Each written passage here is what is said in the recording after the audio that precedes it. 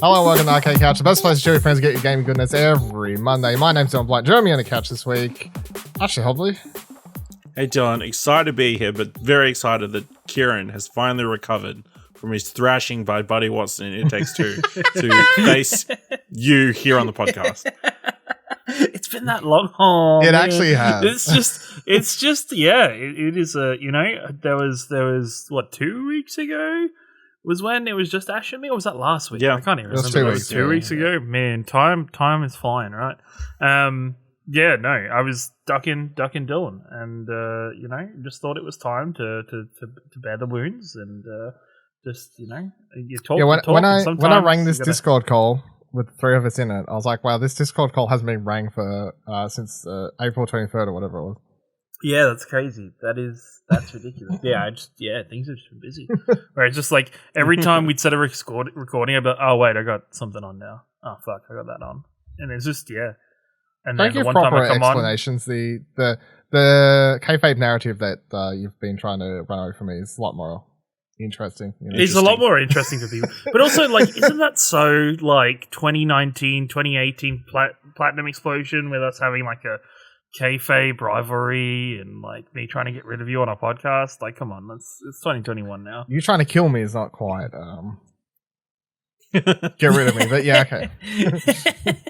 See, this kayfabe narrative of me wanting to call you out on losing in It Takes Two, is a lot PG compared to the kayfabe narrative that you wanted to murder. Oh me. no, we're not. We're in the PG era of Explosion Network. Yeah. That feels bad.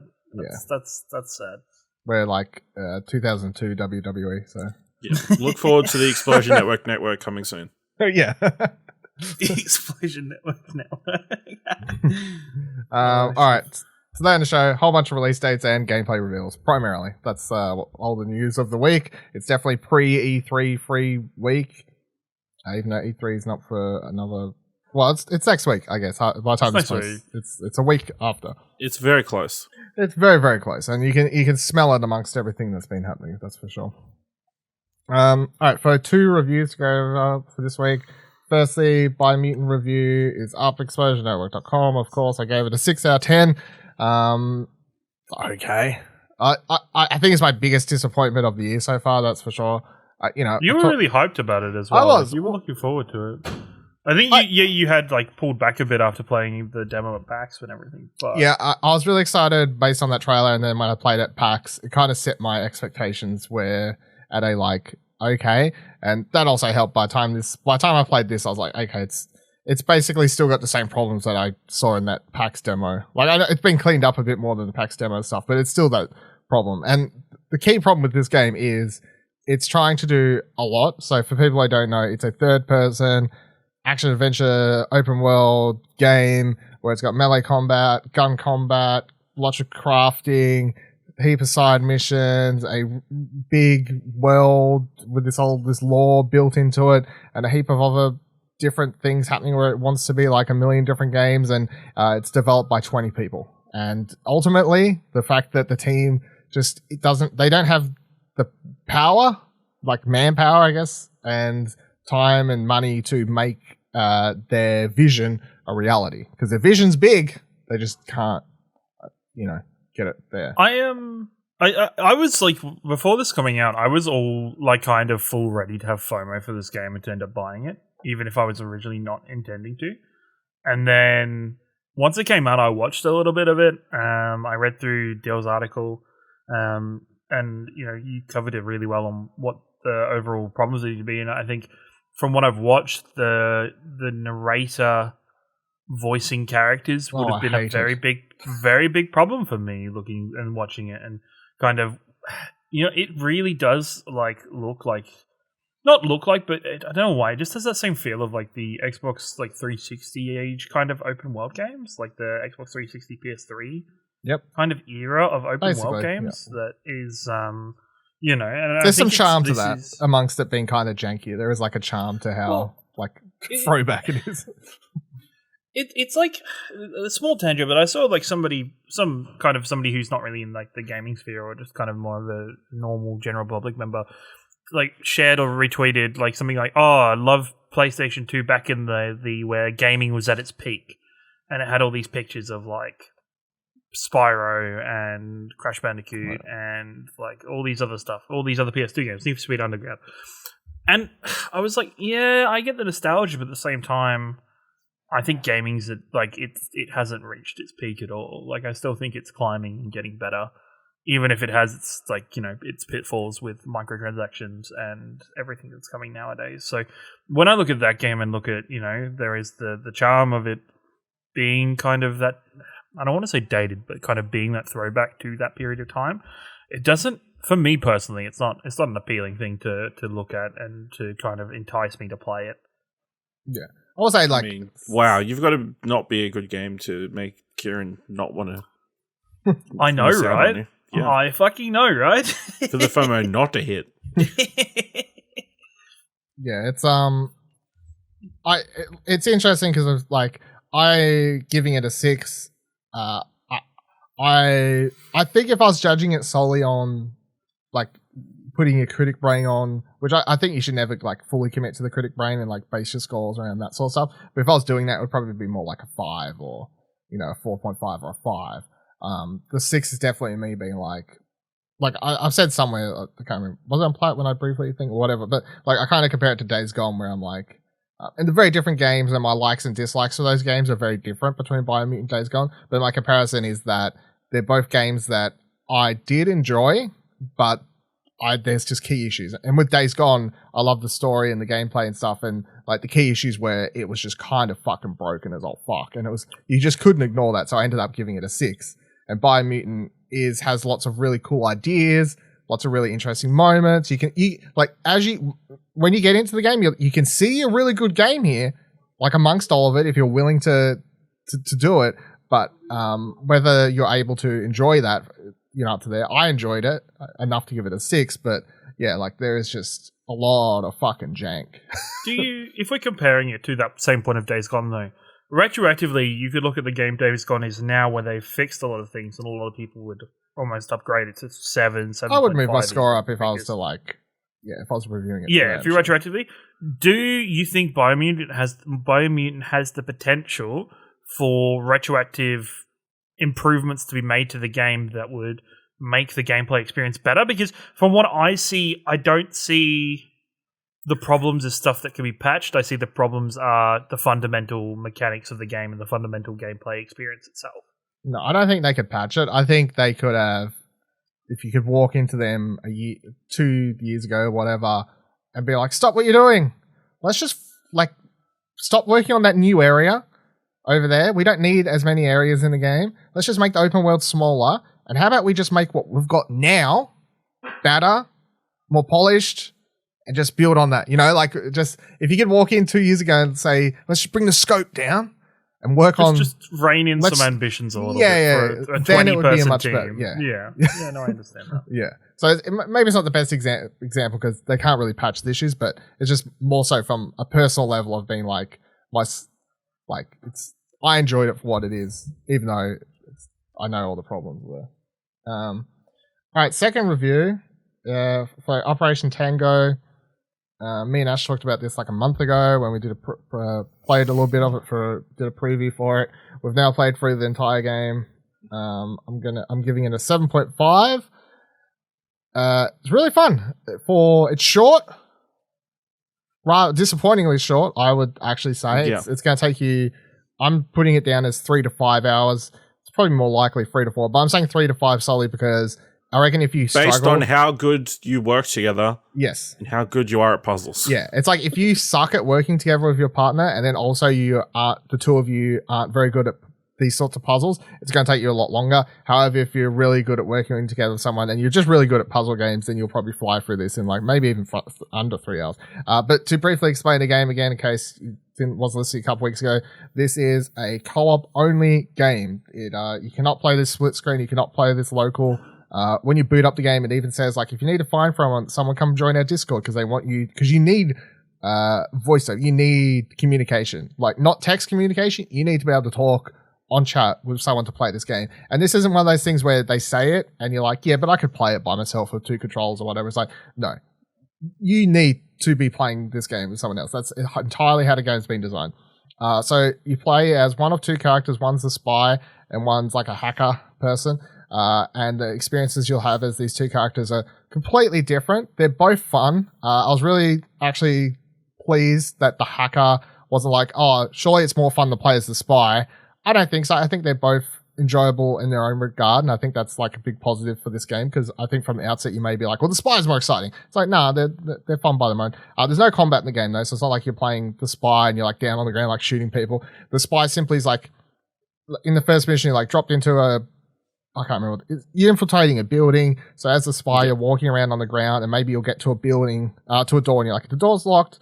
And then the hacker's like, okay, well, I can help you hack in if you find the ID of someone. So then the spy walks around this office room, they find an ID, and then you communicate, okay, well, I found this ID. So then the hacker hacks in and changes the ID of the name card for the person found. So if you're saying like John Doe, then the hacker can change the name of John Doe to be that character's name, and then they can use the key card to get in. And there's 6 levels. You're basically doing a puzzle every 30 seconds. Like it's very much like move, stop, move, stop, move, stop. They do repeat a couple of the puzzles, but most of the time there's like an added variation. But I think there's enough variety, and they go from things as simple as these sort of keycard puzzles that me and Ash kind of got spitting them with towards the end because they got quite hard. But like that's a very simple, like you're moving these little slider things on a screen cooperatively to try and like get a key card to a part that'll unlock the door, and you kind of got to be like, you hold down that part, you hold down that part, and then on 3 you quickly move your mouse, or it's on PS5 and Xbox as well, or controller or whatever. You kind of move quickly, and then you move that part and I'll move the key. Like you got to sort of have this plan of action. And then there's other things where it's all about actual it's kind of like being in primary school or high school and being like, because I remember having to do these things where it's like practicing communication and being able to clearly explain to your partner how and what something looks like. So I would the funniest ones I was thinking about, like there'll be times where it'd be like, oh no, it's like a fucking circle thing, or like you're trying to explain this shape so the other person could click on the correct shape because they can't see what it looks like. And then I was just laughing about the one we did in our last session where I'm like, it's an anime character with a shocked mouth, and then Ash just starts laughing and he got it right, and I was like, was that right? He's like, yeah, it's just funny description. I'm like, it worked though. Like it worked. He knew what shape I was talking about when I basically said what I said. But there was another time where I'm like, it's an E with a foot on the bottom of it. And that one we had to spend like 30 seconds to a minute. He's like, I don't know what you're talking about. I'm like, oh no, it was a 9. I'm like, it's a 9. It sounds a lot like with a foot. Sounds a lot like there's like the button puzzle in Keep Talking and Nobody Explodes. Like, yeah, I think it's like similar sort of thing, but it's like built around like a very forgettable narrative. But I don't think that's a down point. I think it's just whatever. But like moving through a level also where it's like, it makes sense why you're doing like this thing. Like there's one subway, like a train level where the spy's like walking around scanning people, and you got to try and find this person who's like, I don't know, giving away secret codes to nuclear bombs or some shit. I can't even remember. But then it's like the hacker's like, oh, you're looking for this person. The spy's like scanning them and being like, oh, what? They have these apps. You're scanning them and then trying. It's like a lot of back and forth. But yeah, it's like 3 to 4 hours. I think it's really cool for what it is. Very much enjoy. I think it's going to be like one of those surprise hits, especially because it's coming to PlayStation Plus, and that'll lead a lot of people to play it. And I think once people play this, and because it's like enticing, where it's like, oh, that was really good, but where's the rest? So hopefully that means that they'll be able to make a follow up that's expands on the vision, because it's I think it's really cool. How about you, Ash? What's your thoughts? Yeah, it's a lot of fun. Obviously, it helps if you have a good partner, and I was a very good partner. So. And I was aware. But yeah, like Dylan said, I think the major thing is it's kind of short. Only the 6 missions. Of course, you can replay them, play it from the other point of view. So I mean, guess that gives it a little bit more replayability. So you're looking at like maybe 6 hours to do it twice. Maybe 6 hours. I think it's probably worthwhile going through it the other way, because obviously it is played completely different. I think that like you said, there's a good balance between the hacker and the spy, especially because it felt like every other mission was probably more hacker focused, where the hacker, you go into cyberspace or whatever, and you're pretty much the spy in that mission. So it kind of evens out and that kind of stuff. So a lot of interesting puzzles. It's definitely a game you can't play by yourself. You need to. No. It's a conversation required game. Yeah. And as for Ash being the best partner, I'll just like to mention something that I believe I put in my review, but I can't remember. But in the last level, he kept, like, there's drones in the sky, and this other person like walking around who will kill you or whatever, and you're trying to like sneak around. And he just was like, his level of patience for me being able to like hack what I need to or like figure out where he should go because I can see a map was absolutely zero. Because I'd be like looking at stuff, and next second it would come up with the restart screen. I'm like, what the fuck happened? And it was because Ash got sick of standing in a room. Was like, I'll go walk outside. So there was one point where he walked into a room, I hacked the door behind him shut, and then I was looking at the map trying to work out what to do, and then he goes, oh, the door shut. I'm like, yeah, because I had to lock you in so you wouldn't fucking leave. I mean, it worked. It's true, but at another point in the game, we had to stop, we had to quit and swap roles because Dylan couldn't click a button. No, that was a glitch. The game, that was 100% was it a glitch. though? Yes, it was. Was it though? Yes. Because we spent like, it was one green button. I could not, look, I'm a hardcore PC gamer. I'm pretty sure I know how to click on a green button. You know? Don't know why Ciaran's All I'm saying is we zooms zooms through it as soon as we swapped over. So yeah, because it was a glitch, right? It's fine. But yeah. So if you got a PlayStation, that is a PlayStation Plus. Only for PS5 though. It's not PS4. It's PS5. Yeah, I think it's going to get an interesting response. I don't know. One is kind of short, and two, obviously, you need to communicate with another person, so it's going to be interesting to see. Has crossplay at least? What the reaction is going to be, I think. Has crossplay at least, so people can find people on PC. Not that nobody cares about crossplay, so it's all good. That's the thing either. I don't know. As long as PlayStation allows people to actually crossplay, that's pretty cool. Yeah, I don't know what that Borderlands thing. I didn't include it because I don't trust Randy Pitchford for being the mouthpiece for that news story. So I'm just waiting. You guys gotta fuck me like this. That's what PlayStation was saying. Because that whole news story is just him going, "Well, PlayStation's doing this." I'm like, I'm not trying. Like, maybe that is true, but I'm not taking it from the mouth of Pitchford. No, maybe you're just taking advantage of that news that came out the Apple Epic case. Well, very likely.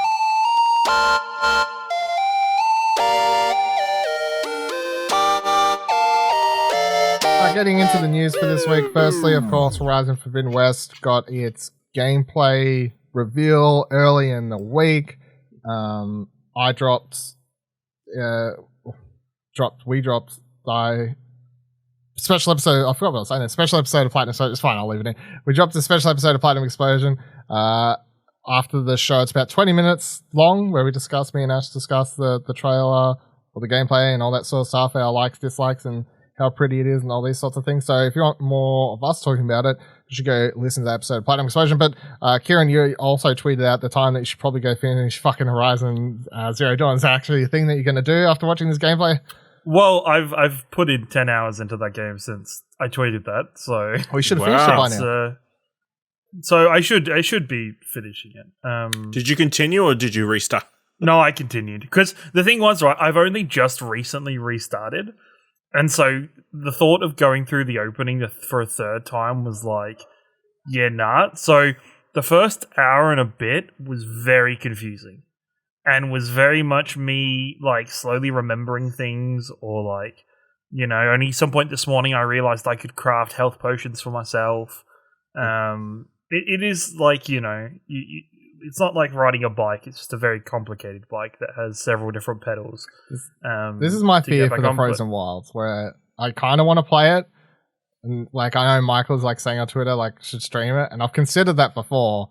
And I'm like, I'm neither here nor there. Like, I may not, I may do. Because as I said, like a month ago on Plat, I did install it after it was added as a freebie, like the complete edition. So, but that's my exact fit. Like, starting up Frozen Wilds would be like, what do I do again? Because I remember reading the reviews back then, and people were like, "Man, this game like just chucks you in the deep end if you haven't played Horizon for a while." I'm like, "Oh no, like, I don't want to do that." It's just, yeah, no, it's one of those things, especially with all the different beasts and different machines that you have to kind of and remembering the different arrows and stuff you have to use on or whatever. Yeah, different arrows and stuff. But I'm enjoying it. I think I can definitely remember some of the things that kind of put me off playing it originally. I don't know why. There's something about the characters I don't like. Not even the characters themselves, the character design that I don't love, and I don't know what it is. From what we saw on of the Forbidden West gameplay, I think the character models look so much better. And I don't feel like I'm looking at kind of wax figures or kind of, and maybe that's just because it's the PlayStation. Well, I mean, the 4. game's 4 years old. 4 years old. Yeah, no, it's understandable. So early 2017 as well. So it's. But I am overall actually really enjoying it. The only the one thing I wish is I wish games would universally agree on what the stealth button is or the crouch button, because the amount of times in games where I press the wrong button and fuck up a stealth section is very frustrating. But no, I'm enjoying it. I think the gameplay trailer itself, I thought, for Forbidden West sold me on going back into the first one. I think it looks absolutely fantastic. Like, that's a gameplay trailer and everything where I'm like, fuck, that for sure is a PlayStation 5 next generation game. Like, fuck yeah, let's go. I think it looked beautiful. I thought not only did the characters look good, the character design and the overall game experience seemed really fun. I'd really like to know from kind of that section how much of it is scripted, because there is the kind of the first section where with the watches and she chooses to dive underwater and stuff or climb around that area where I'm like, well, is that a forced section or can I decide to fight these things? I presume a lot of that's scripted. Yes, yeah. So, other than that, I thought it was a fantastic showcase. I think that was the best showcase for the week out of the other ones. I have a decent problem with one of the showcases that we'll go into. So, I think PlayStation did a really good job of communicating. I think it's fantastic, and if other people are jumping into Horizon, I think it's very much or thinking about it. I think it's very much a game still worth going through, especially if you picked up the complete edition when it was free a month or two ago. Mm-hmm. Where I've just been playing through that on my PlayStation 5. It runs really well. It's really good and it's exciting. So next thing of the many presentations and whatever. So we've got Far Cry 6 got a gameplay reveal, as well as getting a little bit of game information, including that you play as Danny Rose, Danny Rojas, and I'm on board with Ubisoft's connection with Apple TV. I'm excited to play as a character who goes around wanting to give away joy for free, who thinks football is life, and is the Ted Lasso connection. Which character is Danny in Ted Lasso? Danny Rojas. Which one's No. Danny Rojas. Danny. The striker, the Mexican.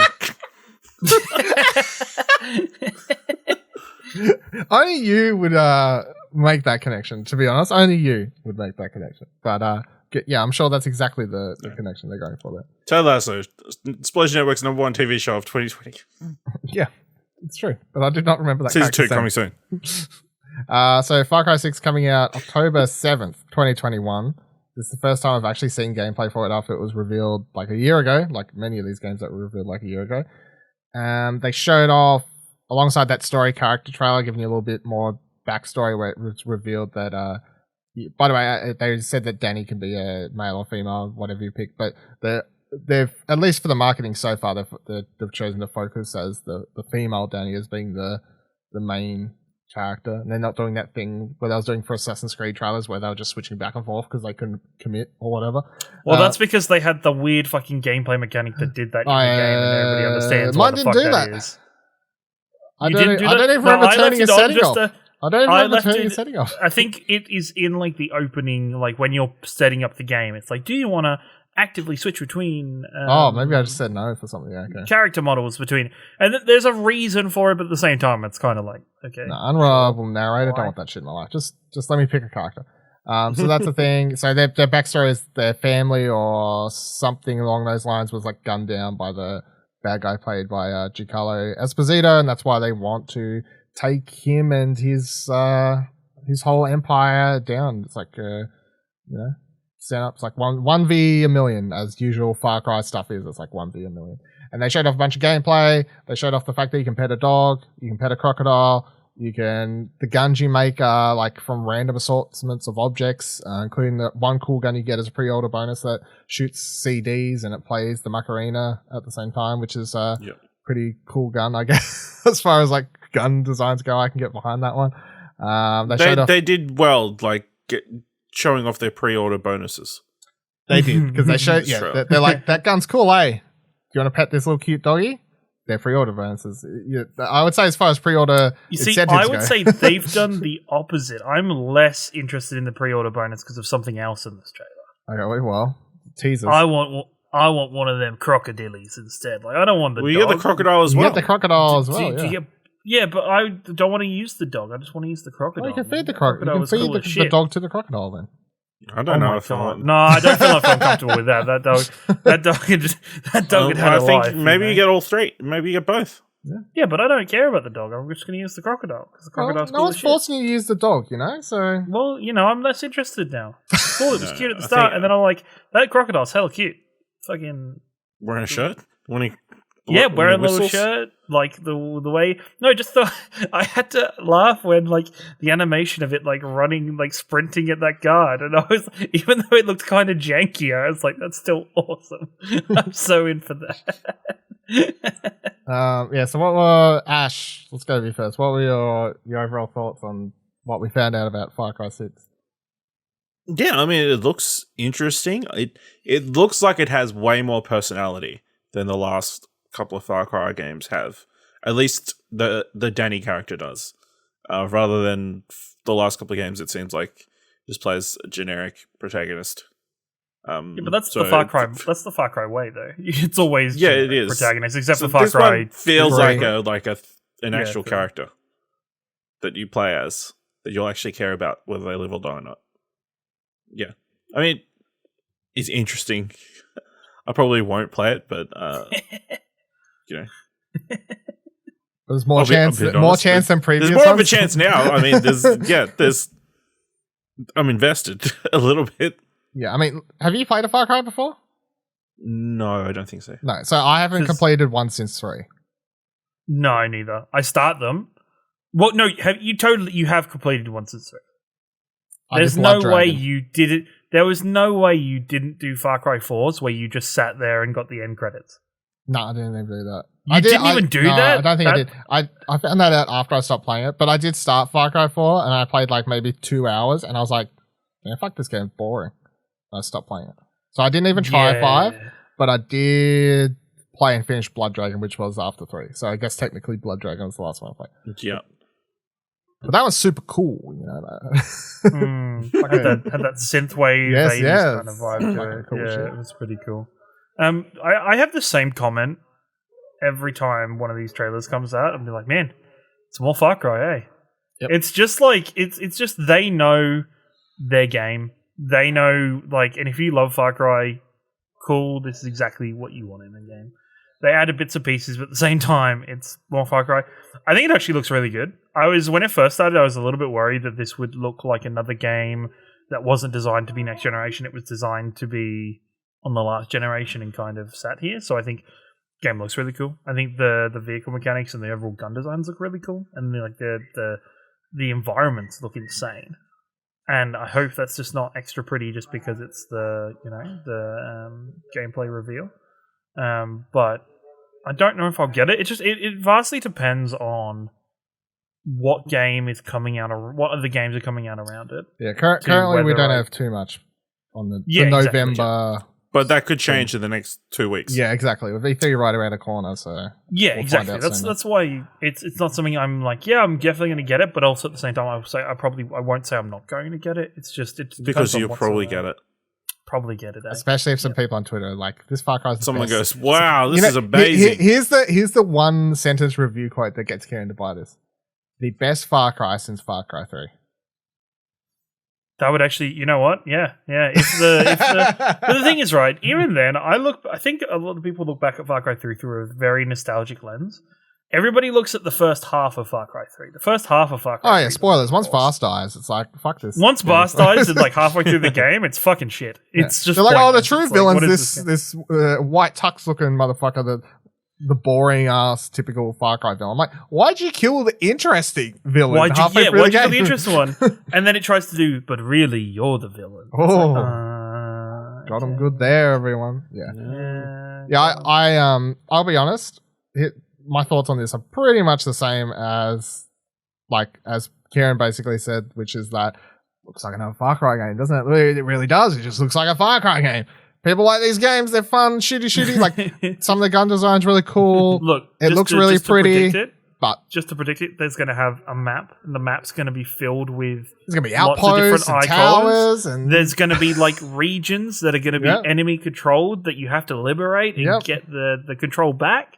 It's very predictable in what this game's going to be. The only thing that's interesting, I think, is they have potential to have another fantastic villain on their hands, because I actually really like Joseph from Far Cry 5. Far Cry 5 was Joseph was actually really interesting. Yeah, I was interested in that story and him, like that character, but I remember just going, I don't really want to play the game. I want the story, but I just don't feel like playing that game. Also, at the same time, just like Ubisoft dropped the bullshit.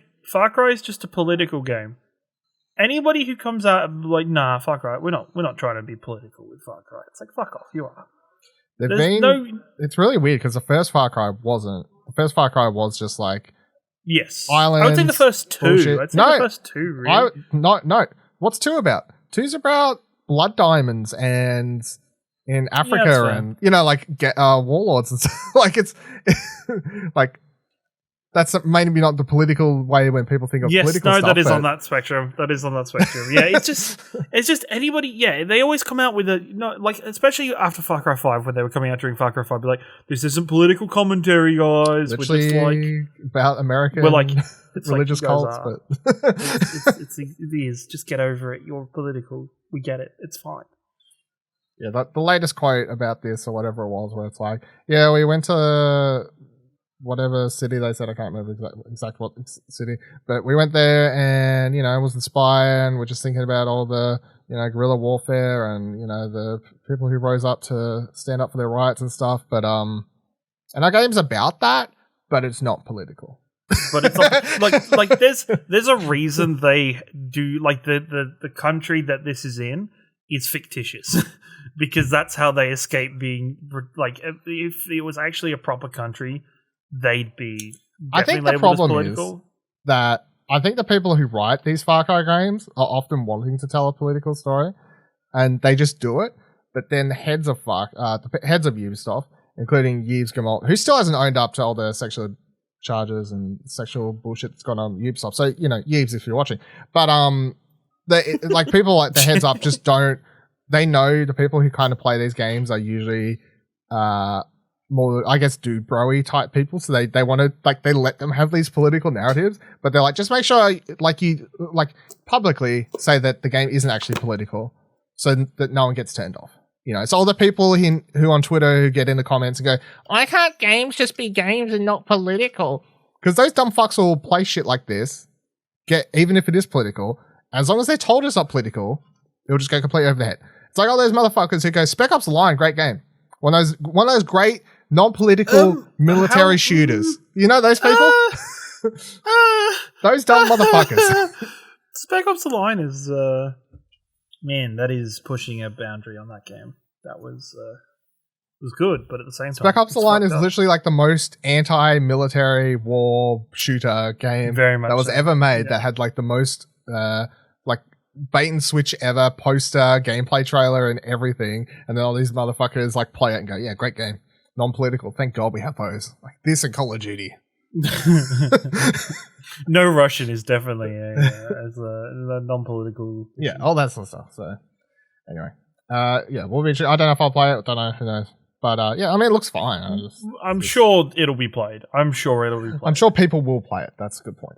Yeah. All right. Next presentation, gameplay, not reveal, but gameplay we had plus release date was Dying Light 2, which is now officially called Dying Light 2 Stay Human. Don't love the name personally, but so it's coming out December 7th. So for a long time, we'd heard rumors, game's dead, game's cancelled, haven't heard about it for a while, and there was rumors the studio was shutting down. Didn't you pronounce it dead here on the podcast at one point? I think we did. I think we were talking about it fairly recently.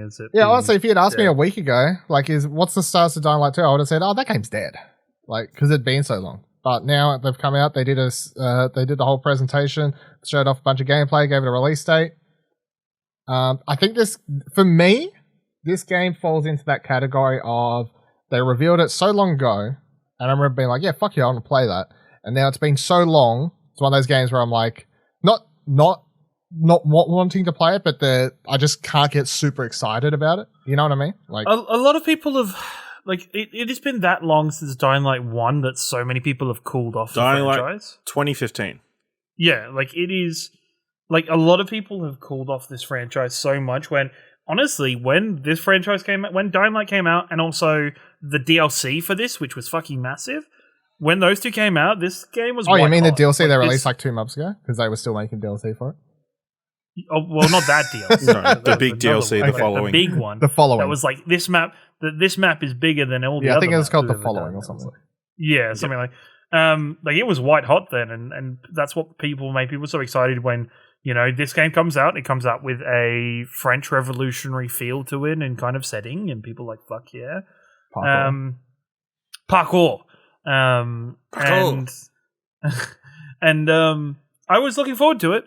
I started the press conference for this, and then I turned it off because it was in like the first opening minutes where they started talking to like the game director or what. Well, no, actually, sorry. Let's just take a step back. First, they had the voice actor do like the most cringe-inducing, edgy like voice line for the main character before taking his hood off and be like, "Hey, it's me, guys, the voice actor. I'll be the other host." And I was like, and then it goes into the gameplay director. That you obviously can tell that the studio knows that it's been a very long time since Dying Light, and a lot of people have called off on this game and probably forgot. So he starts like describing, like going into a bit too much detail about the setting and like how it is, like what has gone on in the world, and it's like no, don't do this here, please don't do this here. Like I turned it off because I was like, I don't care, and I went back and watched the gameplay trailer after it was released. I was like, I don't need that stuff. I just want you to kind of introduce your game to me a little bit briefly, show this kind of stuff, dive into it a little bit. But I think the gameplay trailer itself looks kind of cool. Looks great. Looks like Dying Light. Actually looks good. I was like waiting for this game to look bad in terms of like graphical nature. It's interesting when there's a reason in first person games where most like games don't show you the rest of the character's body, or show you their feet and stuff like that because it looks a bit janky. So it'd be really interesting with this one where it's like a lot of kind of the character doing like flying kicks at people, tumbling and stuff like that. It'll be interesting to see how that feels while you're playing it. But hey, setting's cool. Dying Light's really fun to play, or the original was really fun to play mechanically. It had a control system that I don't think any other games tried to recreate at all, which I think is interesting because I thought its controls were really fun. And it's kind of was a really just enjoyable zombie filled game that I was, you know, shit scared of going out at night in that game because fuck that. Yeah, I'm like I put my 5 to 8 hours, whatever it was, somewhere around there into the first one. And I stopped because I had other stuff to play, obviously. But I was enjoying it, and I'm still keen to play this. Mostly, I think, because it just looks like a bigger expansion of everything in the first one, and you know the parkour and everything's so much a bigger part of this, and hopefully it just controls better. Because playing that Dying Light, the first one last year, you're saying the controls are great or whatever. They're okay. Like, you know, there's like some of the wall running or, you know, stuff like that where coming off something like Titanfall 2 where I'm like, you know, like you could feel a little bit of the age or whatever. So this is going to hopefully tighten up a lot of that stuff. But yeah, in my time with the first game, it was like, okay, the daytime stuff, okay, like it's okay open world thing. It was like the nighttime stuff where the game was kind of shining, where it was actually, I mean, it's not a horror game. It's not like I'm out of resources. It's like adrenaline and stuff. Yeah, but you can at least shoot people, so it's not like super. Yes. It's not like super like scary. Don't want to move. It's not like running away from old mate with a chainsaw in Resident Evil 7 or whatever. You know, so or playing Outlast or stuff. But yeah, this was a decent look. But the big takeaway for me was just definitely that the game's still alive. You know, and it's going to be a thing. They they really just tuck it down, I guess, during the last year of COVID and was like somehow got it done. So, good on them, I guess. All right, next thing is the Pokemon games got release dates randomly, by the way, just out of fucking nowhere. But Pokemon Legends Arceus, I'm still not 100% sure, to be honest, but that is releasing January 28th, 2022. So that's the next big Pokemon game. I think it's the more interesting one because, of course, it's like new ideas. It's like a prequel to the Pokemon universe, all this sort of stuff. So that's exciting. And then the remakes of Diamond and Pearl, which are called Pokemon Brilliant Diamond and Pokemon Shining Pearl, they're releasing on November 19th. You can buy them each separate, or they're releasing them in a double pack like they did with Sword and Shield. So whatever you want to do there. I'm not surprised by that release date at all because November, Pokemon games come out in November. That's literally what happens. I guess that's the other thing. There's another November game. You can pick Pokemon or Far Cry. You can replay the game you played 15 years ago. Or you can play Far Cry 6. Or you can play Far Cry 6. Yeah. I think they have a real intersection of... there's a lot of crossover. Yeah, very much so. Yeah. So I'm keen, of course. I'm keen anyway because I haven't played those. I haven't played Diamond or Pearl, so they are. Which one's Diamond and Pearl? I think Diamond and Pearl is the last one I properly put time That's where into. I stopped. That was the game. I feel like you said that Diamond last and Pearl time, and it turns out like you didn't. Yeah, no, he was like, wasn't that the one with Cyndaquil or whatever the Diamond fuck it was? and Pearl, no, Cyndaquil is golden. No. It's gold and silver, isn't it? Diamond and Pearl is, Diamond and Pearl is Torchic. Nope, you're still wrong. No, that's it's Ruby not. and Sapphire. Is it really? We've got another the meme. starters for Diamond and Pearl. This is. Look at all the Googling. The starters are Turtwig, Chimchar, and Piplup. God, I get Torchic and Chimchar mixed up a lot. No. They kind of, The best one there's Piplup. What? Yeah, no, I guess they do kind of. Well, no. Looking forward to it next time we bring this up to see what starters Ciaran thinks of. Yeah. Look, hey, fellow kids, I know my Pokemons and stuff. I remember them so well. Yeah. So, as I said, those are the ones that came out the year I decided to skip Pokemon. So, I can pick those up and rebuild my my lost connection between when I stopped and when I got back into Pokemon, I guess. So, but those are the release dates. Then we have the Dark Pictures also got a gameplay reveal / release date this week. So Supermassive Games, of course, their Dark Pictures Anthology. They've got 2 games out so far, Man of Medan and Little Hope. Yep, that's it. Those 2. Little Hope was the last one. This one has a big difference though. So House of Ashes, I'm actually quite excited for this after seeing this gameplay trailer because it looks completely different to the last 2. I know like the first one saw this like teen thing where it was like set on a boat, like a haunted boat or whatever, and then Little Hope was set in a town which was being haunted by witches and stuff. But the similar theme was they had a lot of like teen adolescent characters and they still had that like sort of teen horror or like that sort of vibe, whereas House of Ashes is set during 2003, set during Iraq. Some military team goes during a combat they explosions go off, I guess, or whatever, and they get taken underground. And underground they're in this like they discover a temple or whatever the hell they call it. I can't remember the exact wording, but they discover or awaken some sort of creepy crawly monster thing down there. Or at least one, maybe there's more, who knows. But down there tracking them down and killing them all. So you don't have a bunch of teen characters here, and instead you have a bunch of adult military soldier people. So completely different, and I think that's exciting. So it's Predator. Yeah, I've seen a lot of people comparing it to Predator. To me, it actually watching the gameplay, it actually makes me think of The Descent, which is a movie in which a bunch of people get sort of trapped in this underground area, and like this monster. It's very like claustrophobic and that sort of thing. So I don't know if this will have a claustrophobic stuff, but it is some sort of monster underground haunting people. I'm still going to say, don't get too excited, everyone thinking that all of a sudden this is going to be more combat heavy and you're going to be roaming around third person shooting things. Because anytime you're going to be shooting things, it's still going to be quick time cutscenes, quick time events, stuff like that. So like if that's a game you're looking for, that's not what this is. But if you've enjoyed it all the last 2, or you enjoyed Until Dawn, of course, this is from the same people. And in my opinion, Little Hope was okay. I gave it a 6. Man of Medan, I gave it a little bit higher. I can't remember exactly what it was, but that was my favorite of the two. So, but I'm always keen to play these because at worst they're a 5 to 6 hour horror game experience that you can knock out like 1 or 2 sessions, and you'll either like it or not. And I think that's fine. I enjoy having this Dark Pictures series around. I think that's good to be getting one every year. I don't know how many they're doing. I can't remember if they've ever actually said, but 8. I'm pretty sure was it? So we're not even halfway yet. That's the number I saw when I looked up something. Okay, not even halfway. So that's good.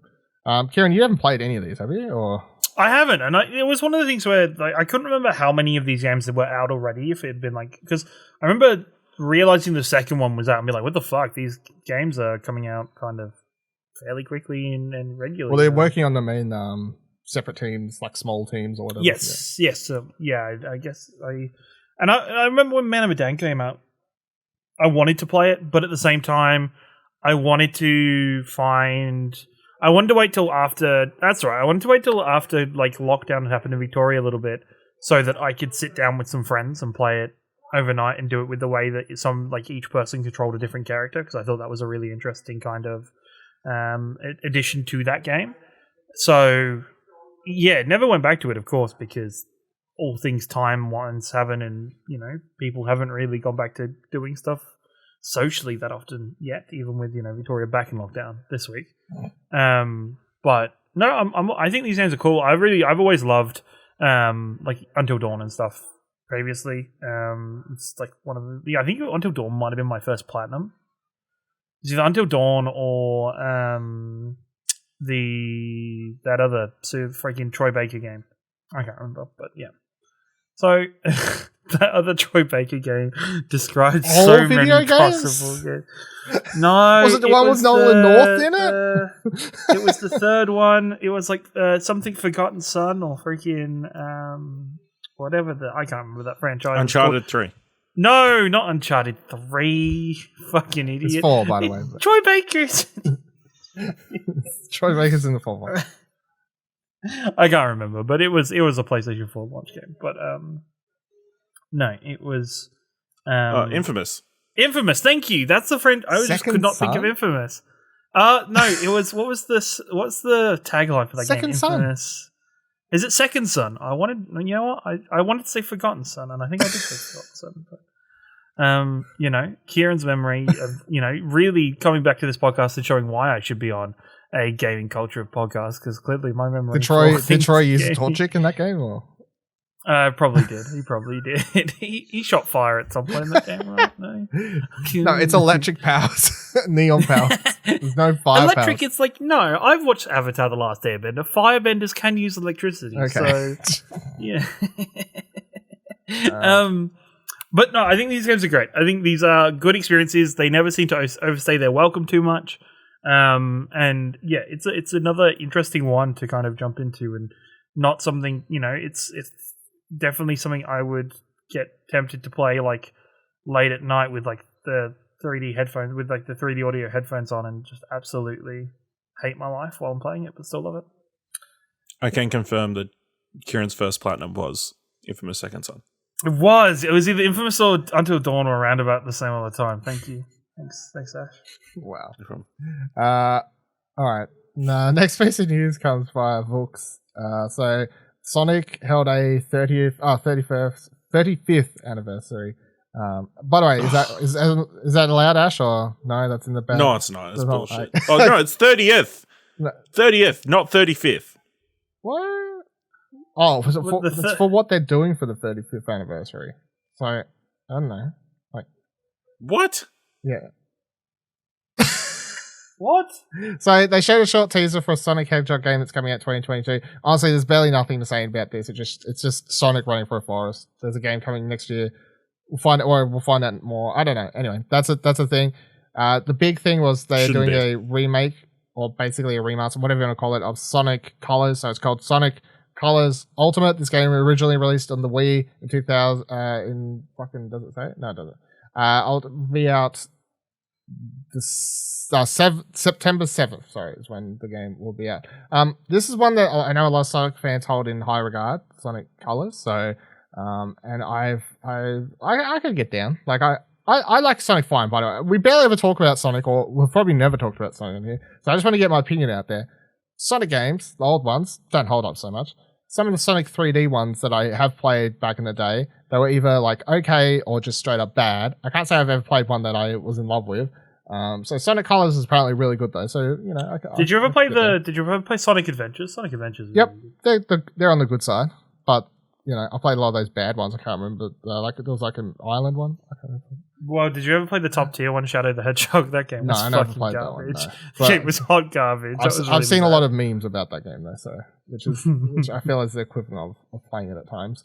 But yeah, this game also looks quite pretty. You know, I know it's a remaster remake, but I guess like the art style and the colors and everything, I just thought sort of translate well to making a remaster remake or what have you. So that's cool. I'm glad maybe they'll do a sequel. Who knows?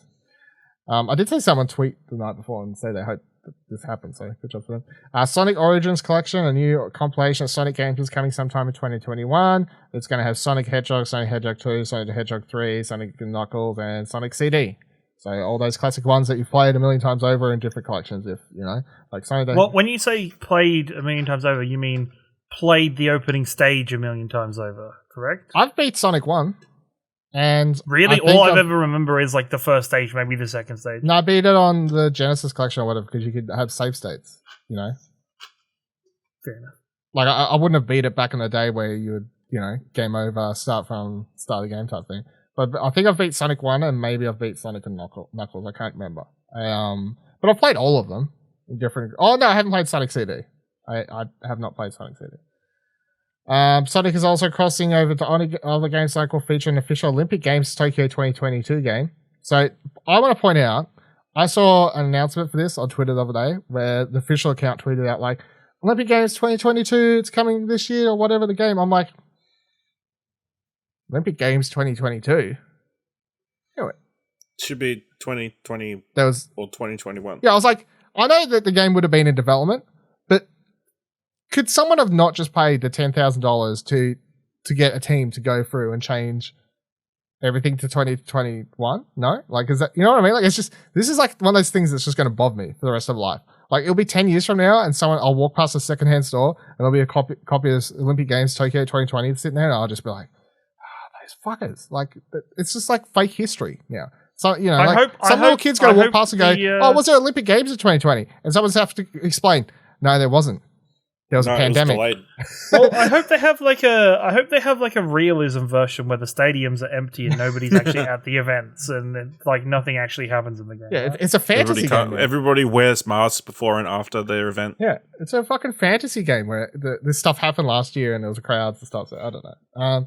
So he's also alternate timeline. He's also going to be in 2 Point Hospital on your Sonic. Cool. And he's in hospital. It's been out for a couple of years now. It's okay. And you'll be able to play Sonic the Fighters and Lost Judgment later this year, whatever the fuck that is.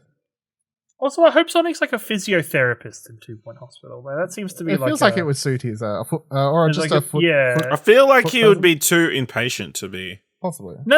Imagine like if you were like going through like your leg stretches or whatever physios do, but like he's doing it at like super speed, so you get healthier quicker, right?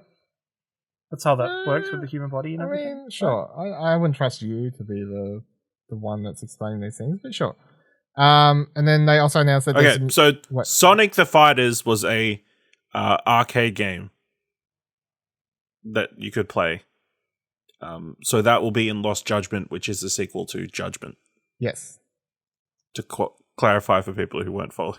The Yakuza lore or what have you. Yeah.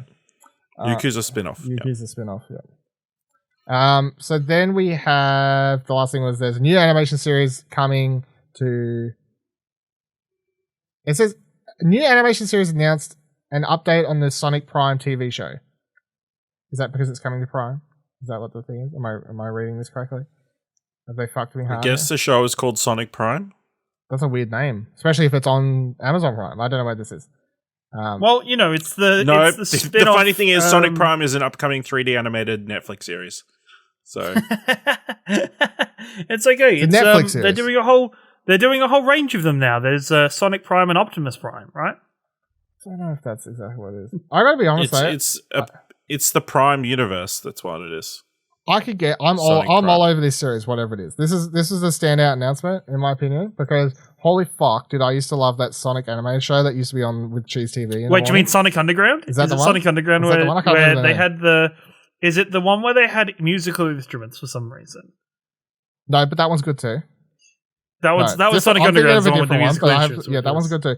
I can't remember. I think it was just like Sonic the Anime TV show or something. It was on Cheese TV mornings. Used to be on before Pokemon. It was like the first show, like the early show, and then like Pokemon and stuff, Digimon, whatever else was on after. Yes, Sega being the curtain jerkers for Nintendo, basically in TV as they were in video games. Fucking love that was one of those shows I couldn't get enough of. I'd say it was probably Sonic Underground because that came out in 1999. So it was. I can't remember. Otherwise, Sonic X came out 2003 to 2006. No, that's probably that. Yeah, probably was right then. Yeah, so I could get down for a Netflix Sonic show. So sure. All right. So then, bringing up this news story that me and Ash completely fucked over last week, but we'll now get Ciaran's thoughts on because to do it justice, I guess. So I don't know. I think we covered this perfectly last week.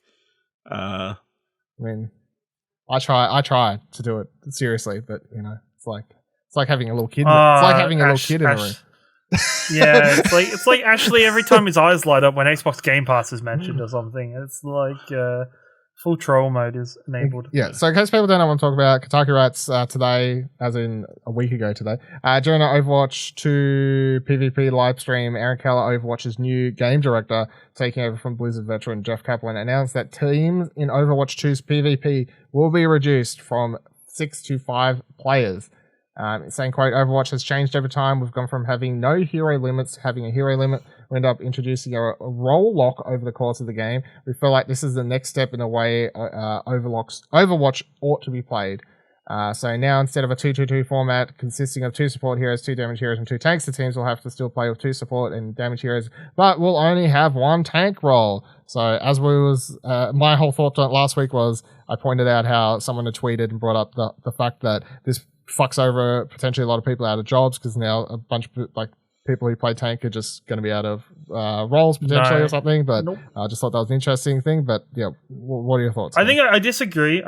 It's a fucking, you know what? It's a huge change, and there is understandable for the entire Overwatch community go and start molding over it because it's a big ass change. I think the suggestion for pros and people losing jobs because of it, I disagree with because they're still going to need multiple tank players assigned to their team anyway. Like, I can see teams that, they were going through the stats on an Overwatch podcast I was listening to that, there's only, 10 teams in the league out of the 20-something teams in the league that have more than 2 tank players. And so teams that have 3 or 4 tank players, you might have problems. They definitely will probably drop players, but they're still very much going to need tank players that play the individual characters and get involved with it. Yes, they won't have the same kind of concentration on tank synergy and have that gameplay, and tanks are going to change in style a lot, but I don't agree with it being tank players are instantly losing jobs in the esports scene. But if an esports team only wants to pay for 6 players, because that's how many players there are on a team. No, so Overwatch League is, I think you're mandated to have a minimum of 7. Okay, so that's 1 minimum of 7. That's a team plus 1. So now it'll be 5 plus 1. So say if we compare it now, most Overwatch teams currently range from 10 to 12 players. Most of the teams have actually filled out their roster just because of not only needing people that play certain characters to be available for their team, but then also to fulfill ins for sickness or players needing to take some leave or anything of that kind of sort. So I don't believe, and also at the same time, a lot of the kind of the current what we call main tank players, which play your Reinhardt, your Winston, might not be as comfortable going across to the other tank heroes that the off tank player would previously play. So there's still a decent variety of tank heroes. This is going to be that is going to require more than one tank player being on a roster.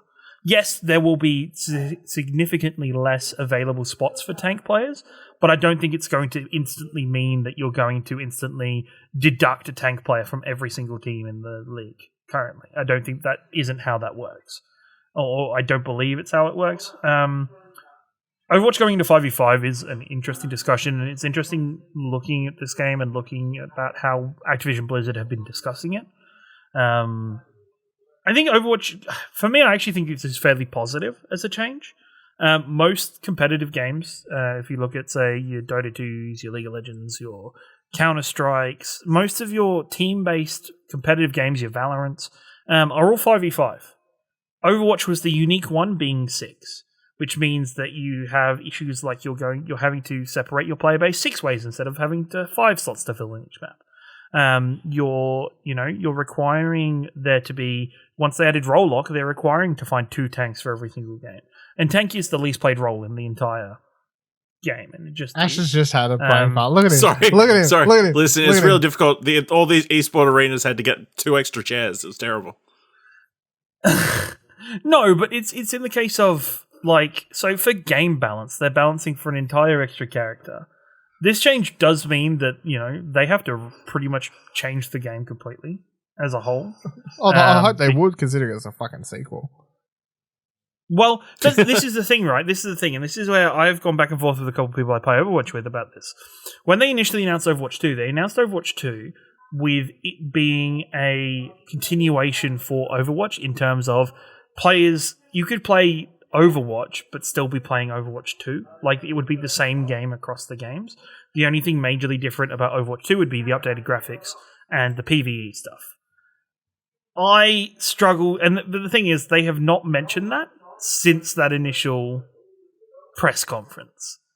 And now that we get to 5v5 Overwatch and how vastly different they're having to make Overwatch as a game, I'm finding it harder and harder to believe them when they have previously just suggested that you'll still be able to play Overwatch 1. But you think they've changed course?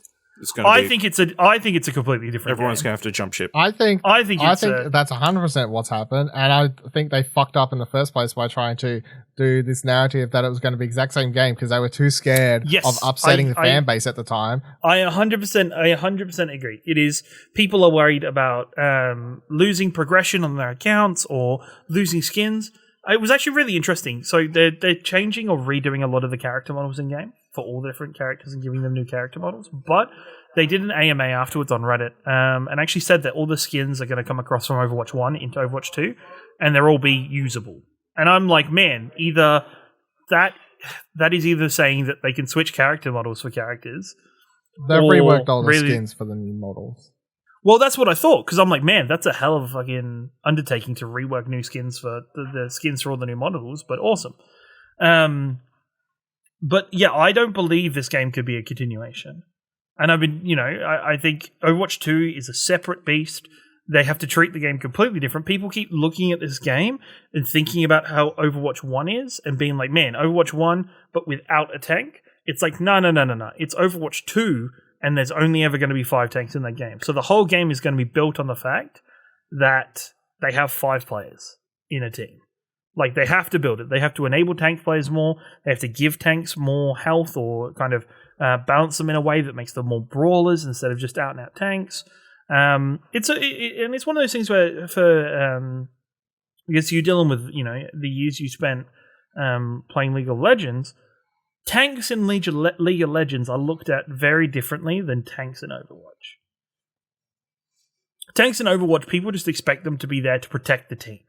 They're there to hold up shields or have some kind of crowd control or area control effect or something. But League of Legends, they're generally just champions that are far tankier with larger health bars, and they're harder to take down. And they're tanking by drawing people's aggro to them, rather than physically putting up shields and stuff. Well, it depends. There's tank characters that do fuck all damage and just build to be to take tons of damage, or there's tanks that are used for being able to take a high amount of damage, but not as much. But also they're the initiator of team fights and these sorts of things. So there is variation.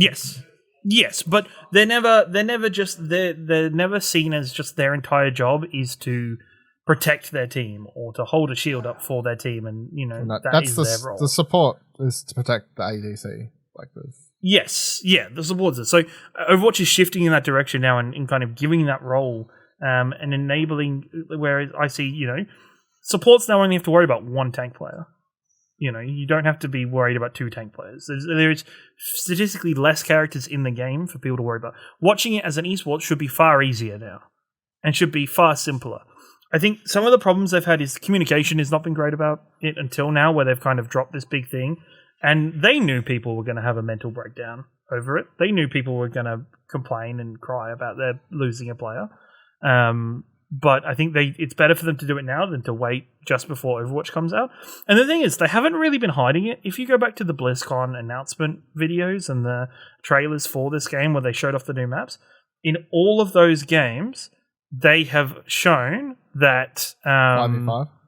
They've shown 5v5. There's never been two tanks at a time. So people even prior to this event were going, wait, this game's 5v5. Like, people were picking up on that and noticing that fact. I think it's a very big change for Overwatch. I think it's a needed change, though. I think it helps with balance. They've had such struggles with balancing the game out.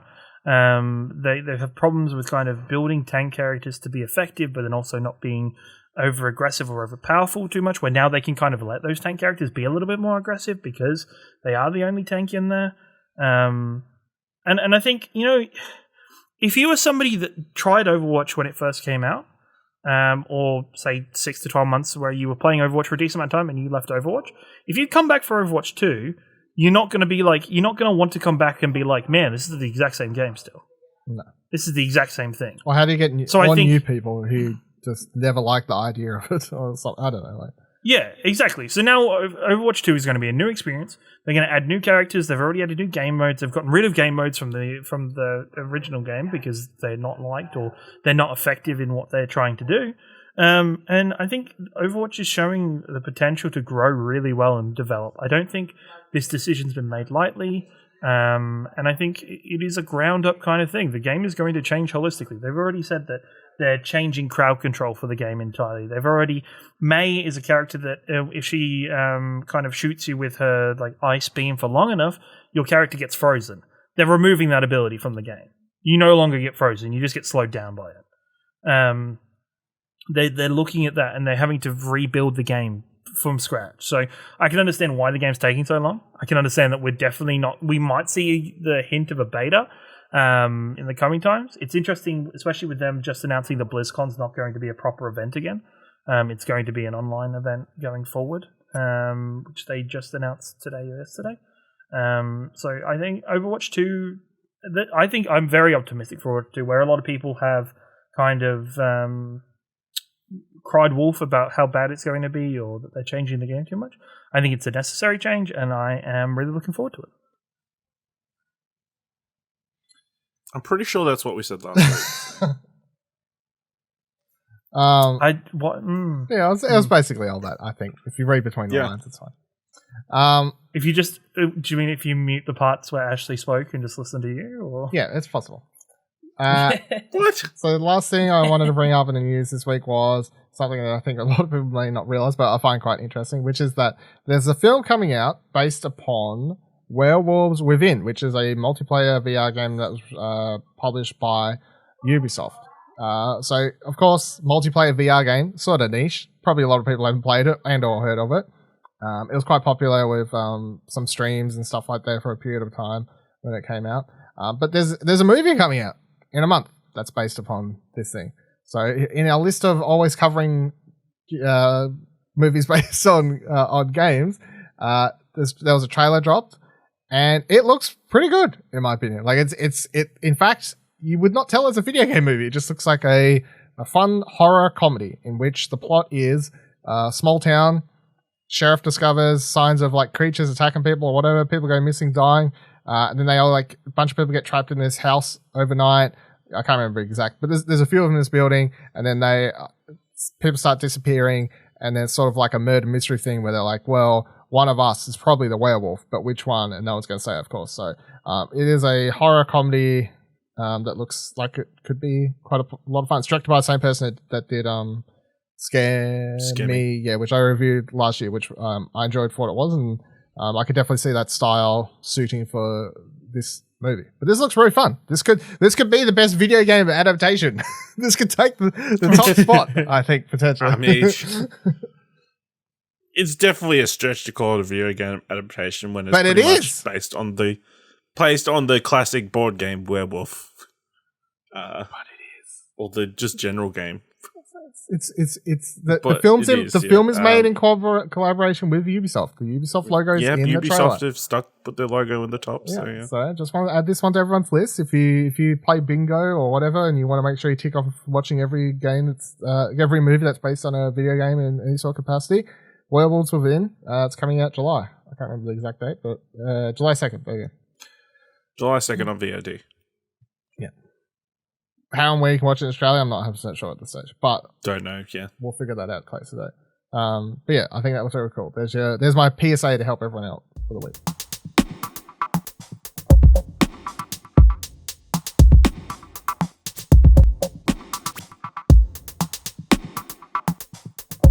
All right, last thing we'll talk about is what we've been playing, and the big one. We've been playing a whole bunch of Knockout City since last week's recording, which was the Some game. of us way more than others. Yeah, wow. Ash and Buddy have been smashing ass on the game like 24/7. But so in case people don't remember, Knockout City was a game that was sort of revealed randomly. I think it was first shown in a Switch thing, at least from my memory. Yes. And then it was shown off in like PlayStation things and whatever else. And I definitely remember watching it being shown in the Switch Direct or whatever the hell it was and going, meh. Don't know what this is. Doesn't look particularly exciting. I don't really understand what I'm even looking at. Like, it just looked like another third person arena shooter like or something. Was like, I was like, what am I even... announced at the same time as like the Rocket one that was also coming out, and like there was like a couple of other ones. Yeah, it was. Well, Rocket Arena is like 2 years old at this point. Yeah, and it's probably dead. So yeah, presumably. Fair enough. So that was when it was explained a bit better, like a month or so after the PlayStation event, I think it was. I was like, wait, hold on, this is Dodgeball, which I didn't even get the first time it was revealed. So that's the whole thing. So the game is out. It is not free to play, as much as people are going, it's going to be free to play soon. It may or may not. I really don't know. It is. How much does it cost? Does anyone actually know? Because we got codes. So $30, $40, something like that. How much? $30 or something. Okay, so it's only $30. All right. It has 5 maps, I think, something like that. The core modes are 3v3, and it is Dodgeball with like souped up dodgeball. So you run around, it's the same sort of thing where you have to hit someone with a ball. Once they get hit with a ball twice, they get knocked out. They're knocked out, right? Respawn. They respawn, yeah. You can do curveball shots, you can do like big dunkum shots, you can roll up into a ball yourself and then have someone else can chuck you as a ball and turn you into like a giant rocket exploding bomb from the sky. It's got a few things. There's different types of balls that will spawn on the maps randomly. One's a missile tracking bomb, sniper bomb. One's gives you 3 balls. Another one like is a cage ball. If you get hit by that, you get caged up, and other people can then chuck you off the side of the map, and that always feels like shit when people do it, but that's a good time. Lots of style, customization options, stuff to unlock, all this sort of stuff.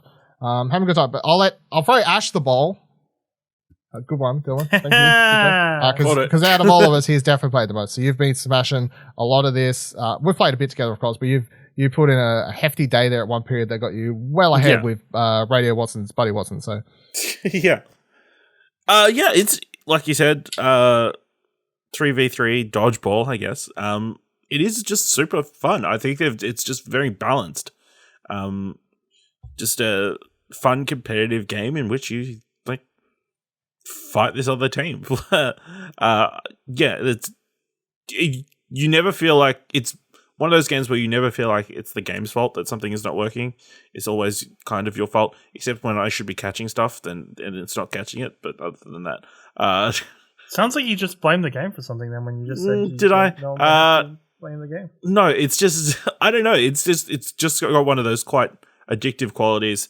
It's not easy to compare it to something like Rocket League because obviously Buddy's been playing a lot of it, so it's like, oh yeah, there's the correlation. It's kind of a similar kind of competitive thing. Of course, it's got a lot of customization, a lot of costumes, and all kinds of different things you can change. You got street rank, like battle pass kind of thing that's unique to each person. So everybody has their own different stuff and that kind of stuff. I feel like there's enough levels and different balls to mix things up constantly. So I think me and Buddy, like on one day, we play like 20 games in a row, just one after the other, boosting those numbers. It's good. You get the all the XP at the end of each match. Keep pushing that up. Wouldn't you guys like the level 30 like within that day or something? Like you guys were. That sounds about right. Yeah, from memory. But yeah, a lot of fun. It's just like super easy to jump into. And yeah, obviously they've added like the ranked mode now, so try and get up that leaderboard. There's also the 1v1 face-off mode, which is super difficult. It's the most intense mode in the fucking most game, intense stuff, and then when the time is going down, it's like full-on battle royale thing where the world starts closing in around you. Intense and really tough because you're just throwing the ball at each other. You can just catch it. Yeah. First person that fucks up. Yeah, pretty much.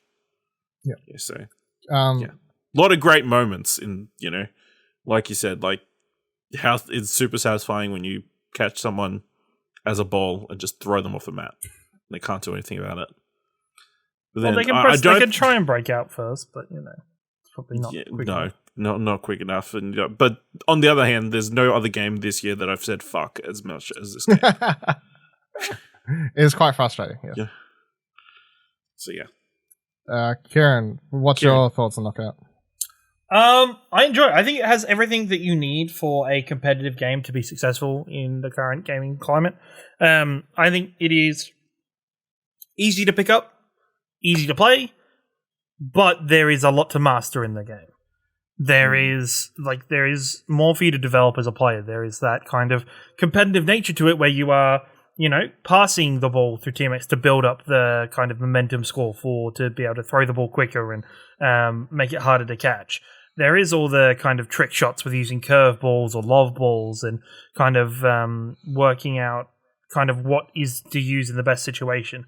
I got into a bad habit when we were playing I was always using curve balls, but curveballs don't work so great when you have like a wall to like the one side of you and you just throw it into a wall repeatedly instead of actually just throwing it directly at the person. I think it has that arcadey nature of having the different types of balls, having multi-ball, having that sniper ball that you have to charge up for a bit longer. I think there is a lot to like about the game and to jump into and play. I do wish that it was, and even for us when we were playing, I do wish that its kind of normal game mode was maybe 4v4 rather than 3v3 just to kind of accommodate me so I wasn't left out when Bill and Ash and Buddy wanted to play. I think it's a great game. I think it's stylistically very good. I like stuff like having the multiple character slots so that you have multiple characters with different designs available to you. I think that's a really cool idea in games where there's a lot of customization and a lot of unlockables for you. I think it is well worth it. I think it's for $30. I think it's very well worth it. It's some good fun, and I think it'll, as they release more maps or more game modes and stuff, I think it'll continue to grow and be a lot of fun. Yeah, I think I could say fun a couple more times. I think the ball is in their court at this stage with this game going forward because I've got them. I think core gameplay and everything's just really solid. Like it works. It's fun dodgeball. And everything here is good, but it is very much that thing of like, okay, well, to keep us around, and I don't think that, like, I'm sure they've got content planned, but so far we don't really have an idea of like, okay, so when are you adding the next map? When is like the next big thing? Like, they did just drop a new map. I know, but it's that carrot on the end of the line where you're like, okay, so it's a month away, like, you know what I mean? Like, like I know when next Apex changes happen. I know there's seasonal things and stuff is going to happen. Like that's guaranteed. The stuff is going to happen every time in Apex. I know stuff's always going to be happening. Like I'm happy with the unlocks in the game, like visual cosmetic sort of stuff. Like that. There's always something interesting that you're unlocking there. I'm just going like, okay, there's 5 maps. I wouldn't say I'm getting bored yet, but also when you play for a few hours one night and you go through them all relatively quickly or whatever, you're like, okay, well, there is there's not really many maps here, and there's not very many variations. Or even if they're not new maps, add variations to the maps, like add some changes to them, like that could make them feel different, you know. And even if that's like add a variation of every map that's nighttime, but there's some slightly different stuff. I don't know, like get rid of the cars in that map where the cars are going around, make them something else, add streetlights. I don't know, like I think the problem they would have with doing night maps is they're like, oh well, every map needs to be daytime because you'll be able to see stuff and whatever. I'm like, well, okay, well that's your problem solved, I guess. It's the developers, but you know, like just chuck it out. You know, like go for something new and interesting, and if it's not new maps, change them up just for some fun or stuff like that. But yeah, I think it's surprising how good this is, considering I'm pretty sure everyone when this was reviewed was like, shrug. What is this? This is dead on arrival. Dead on arrival. You know, like yeah. Especially EA after Rocket Arena, you're like, oh, they've a game nobody played. I don't think. No. I brought it for $1 or whatever it was. I didn't play it for. Yeah, when it was 99% off in the PlayStation store. Yeah, I was like, I'll buy it. Also, give us more stats. Yeah, that is, give us more stats. Tell us how many people have knocked out in total. Yeah, how many matches I've played. How many games you played in total. What is my knockout to dead to knock? Knocking out to knocked out. What's our KDR ratio? That's not kill death ratio? Knockout death ratio. Yeah. Well, you don't die. Knockout. You get knocked out. Knockout ratio. Yeah. Yeah. Give me my knockout ratio. Even though when you do go to the end of match screens, it does clearly say KDR. So. But yeah, so that's Knockout City. We've all had some fun with that one. But yeah, they have one 4v4 mode in currently, but it's like a twist. Like just add 4v4 for the base game. Just add that. That'd be solve the problem. Not 4v4 where it's an alternate mode where you're collecting diamonds or whatever the fuck it is. Just 4v4, whatever it's called. 4v4. But 4v4 dodgeball. Yeah. Also, I think the crew thing's kind of cool, but you know, maybe let other people change stuff, not just like. Oh, what do you want to change? You want to send for a message? I can change. What do you want to change? Want to change the color of the car? What do you want to change? I just think it's weird that you unlock all these things and you can't do anything with them. If you know that you're going to play a lot more than somebody else that you're friends with. No, it's just weird that one of these unique things you unlock is things to change for your crew, but only one person is able to pick. You know? Well, yeah, because it would be annoying if like people kept changing stuff on each other all the time. Like, no, because you just change it on your game. Nah, but then it's not. But then it's not a. But then it's not a crew thing. It's just a you thing. The crew thing is like supposed to be about having a crew that's like aesthetic to fit your team and group of people, right? Or crew, you might even call it. You know, that's okay, Ash. What we're here for is to really bounce ideas off each other. It's all right. Also, I appreciate you can do the crew contracts and it counts towards everybody in the crew. So, Ciaran, you're welcome. Yeah. Thanks, man. What happened to me? Appreciate because it, guys. I get on and it's like, you've leveled up twice and you've cleared these things. I'm like, sure. Buddy and Ash. It's only like guilds in like World of Warcraft and stuff, which I think more people, like more games should have those kind of features. Yeah, I guess it is, yeah. Which none of these types of games ever do, like, have any sort of cross. No, I stuff, think... Yeah. Interesting. Did anyone else want to talk about anything else, like any Mass Effect updates or anything like that to cover? Mass Effect's still a good game. What are you up to? Yeah. Mass Effect 2. I'm like halfway through Mass Effect 2. Mass Effect 2 is fantastic. Man, what a game. What an awesome game that one is. But yeah, bouncing between that and looking forward to Ratchet still. So, you know, that's what's on the horizon. 2 weeks. Everybody get excited for E3. Up to Ilos on Mass Effect 1. So you've got fuck all left to play. I've got barely any. Yeah, you need to sit down. I'm just he needs to not play Knockout and just play an hour. He just needs to not play Knockout for like 2 hours maybe. I've got like, you know, I play this. I've finished Mass Effect. I'm not going to start Mass Effect 2 till after Ratchet. Yeah, but you may as well. Yeah. So you may as well finish Mass Effect 1. So whenever you have time to go back to Mass Effect, you just jump straight into Mass Effect 2. Yeah, I guess. Yeah. But I don't have much, so, you know... Are you telling me that you want to finish... You've got an hour or two left of Mass Effect 1, and then you don't want to play anything else for the rest of this week, or the week after until Friday for Ratchet. No, I'll play other stuff, but I won't like jump into a story-heavy game. That's it's like basically you've got still like 2 weeks. Kind No, of. 2 weeks to it's only Ratchet. like a Ratchet week. is no, mean, Ratchet it's is like June a week and a 11th. bit. This comes out on Monday. It's like a weekend and 5. June yeah. 11th is a week on Friday. It's A like- week on Friday. So not this coming Friday after we release this episode. The Friday I after. mean, we're recording this on Saturday. Yeah. So like But I'm not going to finish Mass Effect 2 in that time. so I might as 13 well just days wait. from today. That's you what I'm could saying. Mass Effect. You could finish Mass Effect 2 in No. that time. No, not with all the other stuff we do here at the Explosion. It's true. All right. But yeah. Nothing else. I haven't played anything else. So that's that. All right. Also, my decision that I discussed with Ciaran, it all worked out. So It all worked don't out. fret. He did okay. Yeah. He didn't fuck himself by going to the missions I out didn't of kill order. everybody. He didn't get Good job. everybody killed. Poggers. Proud of you. Now he not just has killing 2 everyone. more games to make sure everybody survives for. I'll do it for this week's episode of Arcade Couch. Let us know your comments, questions, or concerns by heading on over to our Discord or tweeting at us. You can find all of our Twitters by heading to explosionhour.com/Twitter. You can find our Discord, explosionhour.com/Discord. If you like this episode, thought it was worth $1 and or more, would like to subscribe to giving us the monetary help, you'd like to drop a one-time monetary help, or you'd like to buy any sort of t-shirt or stuff like that, head on over to explosionhour.com/supporters. You can do all that from that webpage. And until next week, E3 predictions next week. I'm locking it in now. That's a thing. We did. It feels very weird to say because obviously we didn't have to do it What last counts year. as E3? I'm saying it right now. E3 and Summer Games Fest.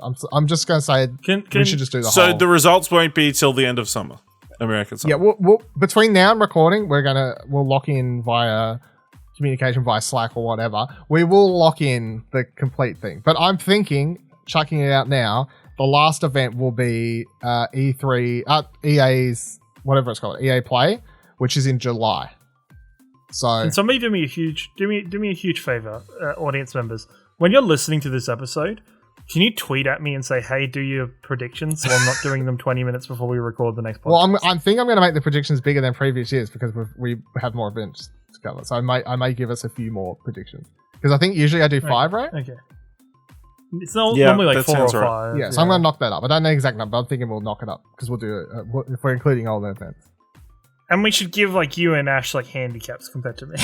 Give Ash the handicap. He always wins a fucking thing somehow. Anyway, that's it for this week's episode. See you here next week, same time, same channel, same couch, E3 predictions, and whatever else. Maybe talking about that shit. I don't know. You know.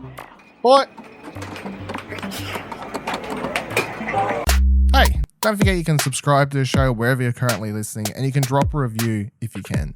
Find more great shows like this and more content over at explosionnetwork.com, and please consider supporting us for as little as $1 over on our Ko-fi page by heading to explosionnetwork.com/support. Thanks for listening.